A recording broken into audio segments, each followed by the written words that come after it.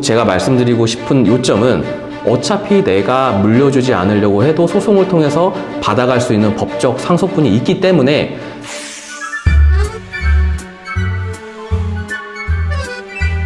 저희가 드라마나 영화를 봐도 이러한 내용이 많이 나오기는 하는데 유류분 제도가 어떠한 것인지 또 어떻게 대비를 할 수 있고 이 제도를 활용을 할 수 있는지에 대해서 말씀드리겠습니다. 처음부터 슬픈 얘기로 시작해서 죄송한데 한 분이 돌아가시고 나서 이제 그분의 재산을 나누어 갖는 과정 안에서 니께 많아 내게 많아 우리가 어떻게 이걸 나눠 가져야 되는지 협의가 잘 안 되는 경우들이 많이 있어요. 대다수가 아니 모든 사람들이 협의가 잘 안 돼요. 왜 안 될까요? 사전에 정리가 잘 안 된 거예요. 돌아가시기 전에 이거는 첫째 미리 주고 이건 둘째 미리 주고 이거는 셋째 미리 주고 딱딱딱딱 정리해서 나머지는 나중에 너네가 세금 내고 남은 거를 어떻게 나눠 가져라 라고 말씀을 해주고 가시면 너무 편하죠. 너무 편한데 아버지가 그 말씀을 끝까지 안 하신 거예요. 왜? 그 말씀을 하시면 누군가는 섭섭하거든.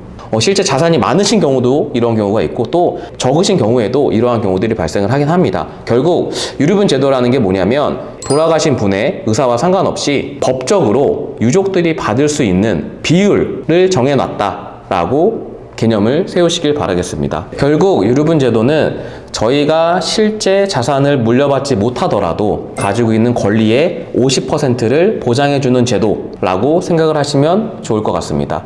살짝 예를 들어 드리면 아버지가 먼저 돌아가시고 만약에 어머니랑 자녀 두 분이 남았다. 그러면 법정 상속 지분은 어머니가 1.5 그리고 자녀들이 1씩 가져가게 되어 있습니다. 네, 그러면은 총 제가 자녀라고 하면은 3.5분의 1을 제가 가져갈 수 있는데 만약에 제가 불효자인 거예요.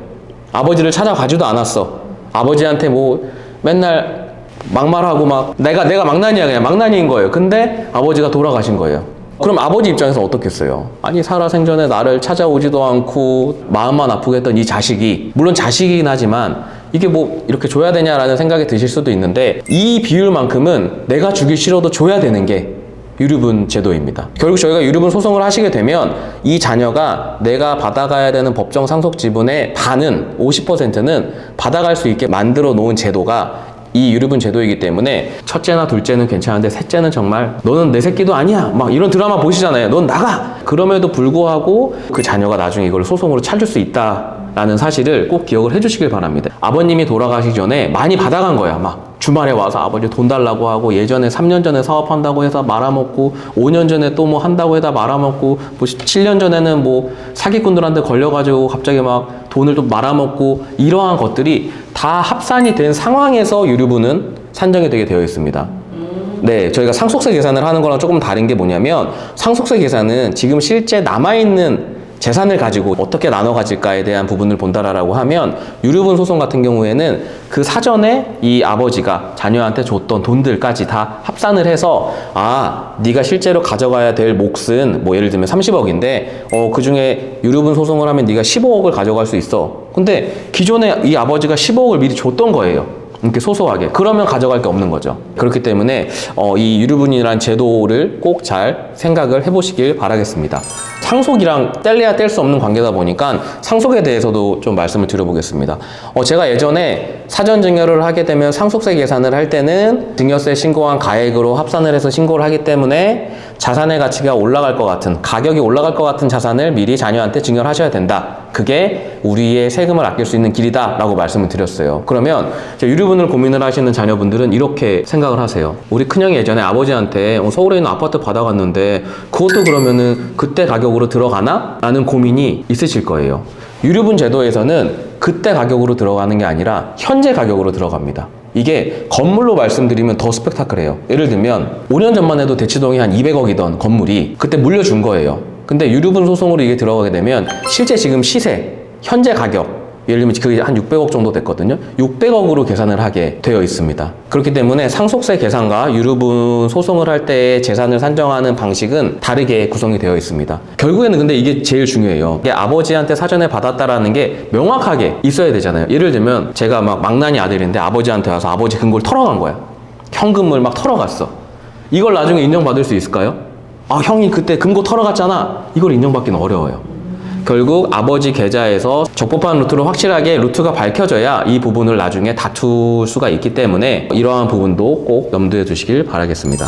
제가 지금 이렇게 말씀을 드리면 다 있는 사람들 얘기 아니야? 라고 생각을 하실 수 있는데 뭐 실제로도 뭐 저희가 몇백억, 몇천억을 얘기할 수도 있지만 뭐 현실적으로 뭐 5억이다, 6억이다. 형제가 예를 들면 2명 있는데 싸울까요, 안 싸울까요? 둘째는 아빠가 살아생전에 형한테 다 해줬잖아. 나는 아빠 재산 남은 거는 내가 7을 가져갈 거야 라고 얘기를 한 거예요, 형한테. 근데 형 입장에서는 아니 무슨 말 하는 거야? 내가 뭐 5대5나 네가 사정이 아니어서 6대4는 알겠는데 7대3을 하라고 막 이러는 거예요. 실제로 이래요. 이렇게 되는 순간 정말 싸움이 순식간에 막 일어납니다. 이렇게 상속이 발생하게 되고 재산 분할에 대해서 이견이 생기시게 되면 결국에는 대리인을 내세워서 이야기를 해야 돼요. 이해 당사자끼리 이야기를 하면은 싸움밖에 안 됩니다. 그러면 이제 서로 상대방이 예전에 아빠한테 받았던 거를 밝히려고 애를 쓰는 거예요. 뭐 첫째 형은 옛날에 유학도 갔다 왔는데 그 유학 자금을 아빠가 다 대줬고, 뭐 둘째는 나는 그래도 사회생활 하면서 아빠한테 매달 100만 원씩 용돈을 드렸는데 이건 어떻게 돼야 되냐부터 시작을 해서 막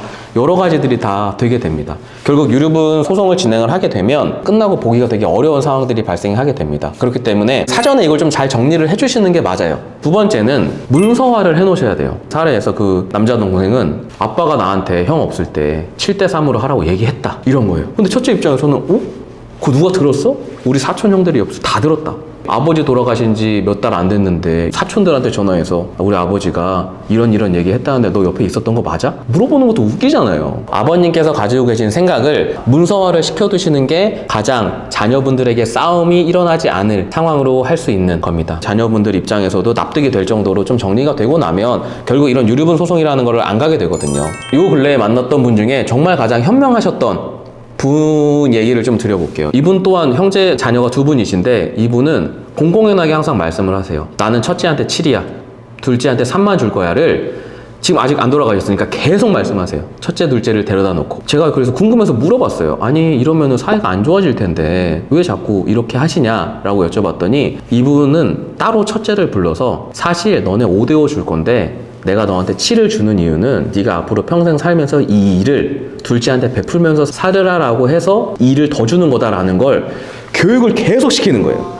그러다 보니까 그 둘째 분도 이제 배우자가 있으신데 그 배우자도 시아주버님은 만날 때마다 용돈도 주고 뭐 때 되면 막 베풀고 막 하다 보니까 사이가 좋죠. 이런 식으로 조금 자녀 교육을 하는 것도 되게 도움이 되겠구나 라는 생각을 좀 했었습니다. 앞서 설명드린 것처럼 유류분 소송을 하게 되면 아버지로부터 물려받은 재산을 현재 가액으로 계산을 하게 됩니다. 그렇기 때문에 유류분 소송에 대해서 실익을 얻기 위해서는 사전에 상대방, 저희 형제나 자매가 어떻게 자산을 배분을 받았는지 확인을 하는 게 가장 중요하고요. 합의만 되면 가장 좋은데 그 합의가 도출되지 않았기 때문에 결국 소송을 가게 되는 겁니다. 보호받지 못하는 상속인을 보호하기 위해서 만들어진 제도이기 때문에 제도를 잘 활용을 하셔서 혹여나 내가 놓치고 있는 권리라고 할 수 있겠죠. 그러한 부분들도 한번 챙겨보시기를 바라겠습니다.